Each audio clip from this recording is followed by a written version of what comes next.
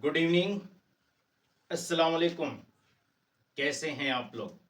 उम्मीद करता हूं आप लोग खैरियत से होंगे। चलिए आज हम लोग पढ़ाई की शुरुआत करते हैं और समझते हैं ऊष्मागतिकीय का प्रथम नियम क्या है। देखिए, ऊष्मागतिकीय का जो प्रथम नियम है, यह जो है यह नियम ऊर्जा संरक्षण नियम का पालन करता है। तो ऊर्जा संरक्षण नियम अनुसार ऊर्जा संरक्षण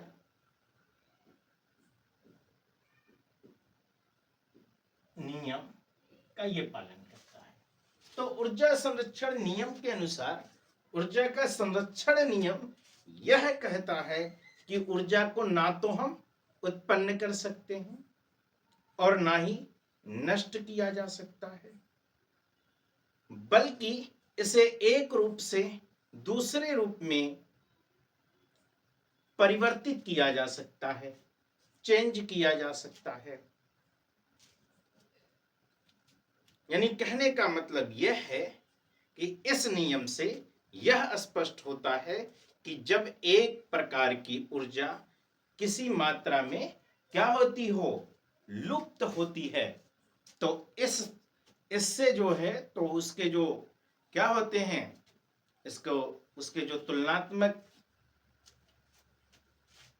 प्रकार से जो है एक आवश्यक ऊर्जा प्रकट होती है। यानी कहने का मतलब यह है कि किसी निकाय और उसके परिवेश में कुल ऊर्जा स्थिर होती है। यद्यपि ऊर्जा जो है एक रूप से दूसरे रूप में परिवर्तित की जा सकती है, या यह कहा जाए कि एक वियुक्त निकाय, एक आइसोलेटेड सिस्टम, एक विलगित निकाय की आंतरिक ऊर्जा स्थिर होती है। यह आपके ऊष्मागतिकीय का प्रथम नियम हो गया। हमने कहा कि किसी निकाय और उसके परिवेश के मध्य जो निकाय है, सिस्टम है और जो सराउंडिंग है, एटमॉस्फेयर है, परिवेश है, जो उसके मध्य ऊर्जा स्थानांतरण, एनर्जी ट्रांसफर, उसके हीट, उष्मा, जिसे हम क्यू से नोट करते हैं, क्यू, इसका और वर्क को अगर हम डब्ल्यू से नोट करें तो इसका उष्मा और कार्य के रूप में जो हो सकता है,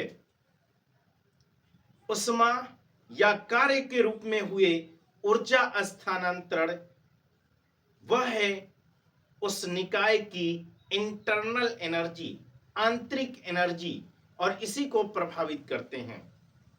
हम इस प्रकार ये कह सकते हैं कि किसी प्रक्रम में, सिस्टम में जो आंतरिक ऊर्जा में कुल परिवर्तन हो रहा है, यानी कि इसके डेल्टा ई द्वारा जो परिवेश सराउंडिंग है उसमें अवशोषित किया गया या उत्सर्जित किया गया, हीट किया गया, और परिवेश द्वारा निकाय या परिवेश के मध्य किया गया जो कार्य है उसके योग के बराबर होगा। चलिए मैं यहां पर इसकी डिफिनेशन लिख दे रहा हूं। द्रव्यमान ऊर्जा संरक्षण नियमानुसार ऊर्जा को ना तो उत्पन्न किया जा सकता है, ऊर्जा को ना तो उत्पन्न किया जा सकता है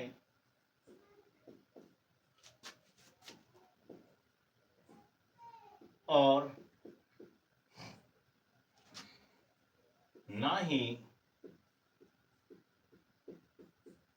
नष्ट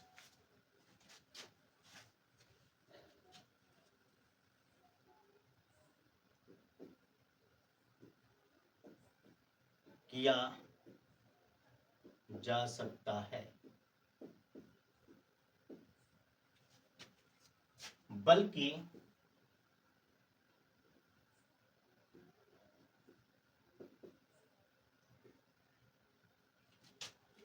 इसे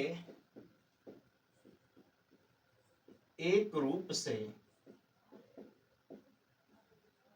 दूसरे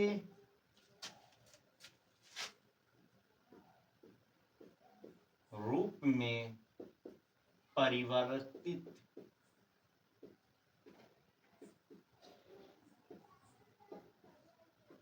किया जा सकता है। हमने बात किया कि यदि निकाय की आंतरिक ऊर्जा क्या है, इंटरनल एनर्जी कोई है जिसका नाम E1 है, तो उसे Q ऊर्जा दी गई। माना कि कोई एक निकाय है जिसकी आंतरिक ऊर्जा, माना कि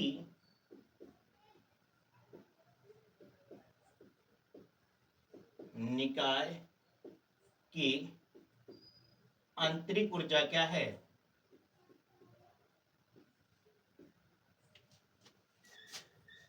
आंतरिक ऊर्जा यह है आपका E1, और उसे Q ऊर्जा दी गई। उसे क्या दिया गया, Q ऊर्जा दी गई। उसे Q ऊर्जा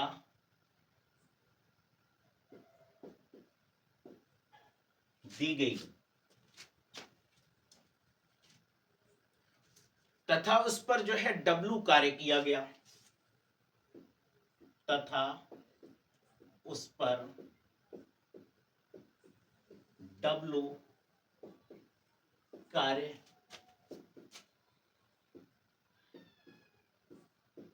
किया गया।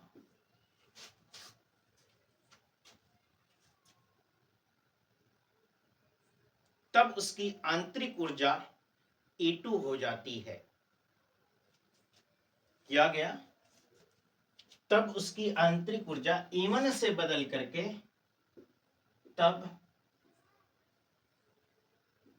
उसकी आंतरिक ऊर्जा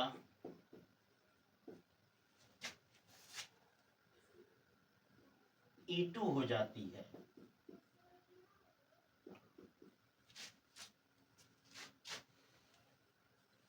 E2 हो जाती है, तब उसकी आंतरिक ऊर्जा E2 हो जाती है।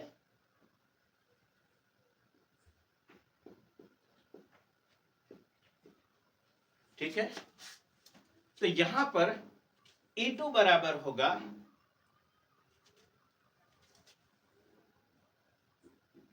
E2 बराबर क्या होगा, E2 बराबर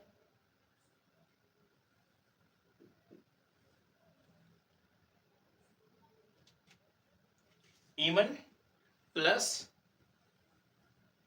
इस पर Q ऊर्जा दी गई और W वर्क किया गया, तो E1 प्लस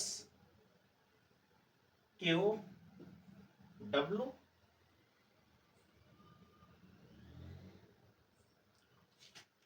तो E2 minus E1 is equal to हो जाएगा क्या आपका Q प्लस W। कितना कार्य किया गया, और E2 minus E1, E2 minus E1, ये बराबर आपका होगा क्या, इंटरनल एनर्जी। यानी जब तंत्र पर कार्य किया जाए, जब किसी तंत्र पर कार्य किया जाए तो कार्य जो होगा वह, जब किसी तंत्र पर क्या हो, कोई काम किया जाए, जब, तब हम ये कहेंगे कि जब किसी तंत्र पर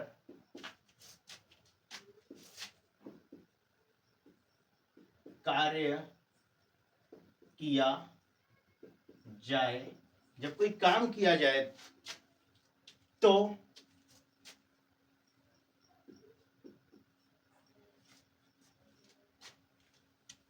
जब किसी तंत्र पर, सिस्टम पर काम किया जाता है तो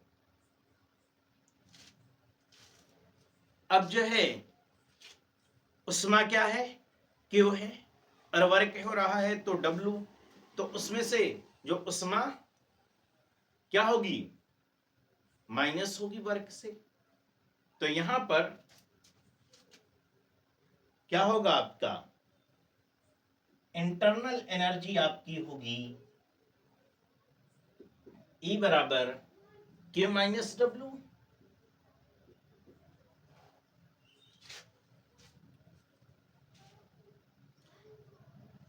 यदि तंत्र आंतरिक ऊर्जा में परिवर्तित न हो तब, यदि तंत्र जो है वह आंतरिक ऊर्जा में परिवर्तित न हो, यदि तंत्र आंतरिक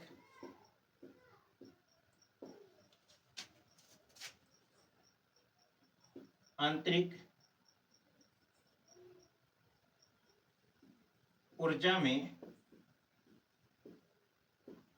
परिवर्तित न हो,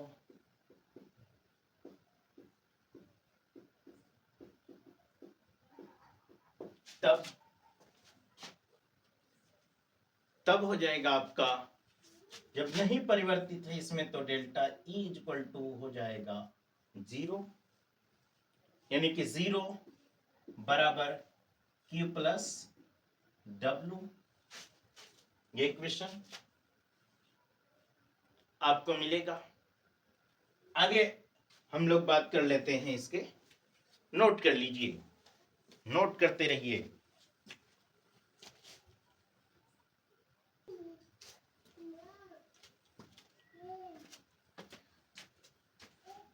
या आपका हो जाएगा, या हम ये कह सकते हैं कि E2 बराबर क्या होगा आपका, E1 plus Q plus W। या हम ये कहें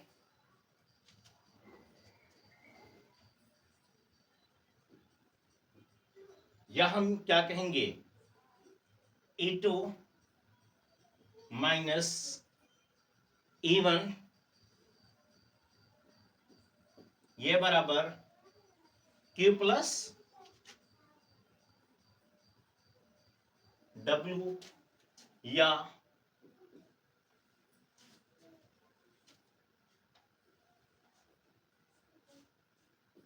E equal to internal energy equal to Q plus W।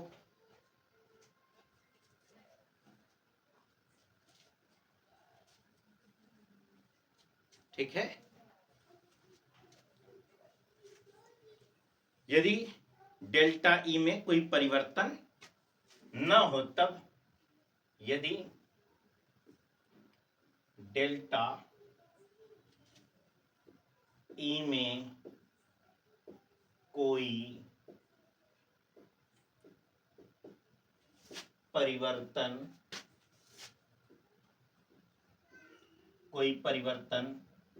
न हो तो, जब कोई परिवर्तन नहीं हो रहा हो उस कंडीशन में, उस कंडीशन के लिए क्या हो जाएगा, हम जानते हैं कि इसलिए अब होगा, जब कोई परिवर्तन ही नहीं हो रहा है तो डेल्टा इज इक्वल टू हो जाएगा 0। तो 0 बराबर Q प्लस W, यही ना। यहां पर Q बराबर क्या हो जाएगा, जब कोई कार्य, कोई परिवर्तन ही नहीं हुआ तो कोई कार्य नहीं हुआ, माइनस में हुआ आपका। और आप क्या कर सकते हैं, W बराबर माइनस Q।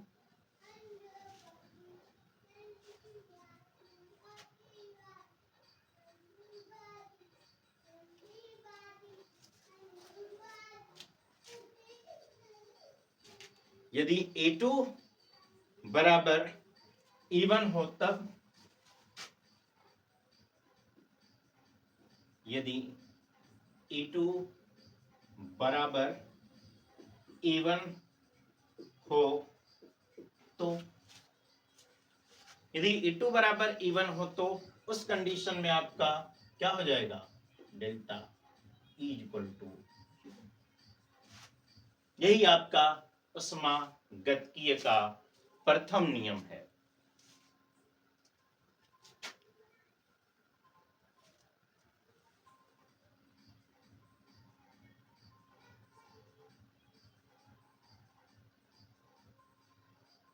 उम्मीद करता हूं कि उष्मागतिकी का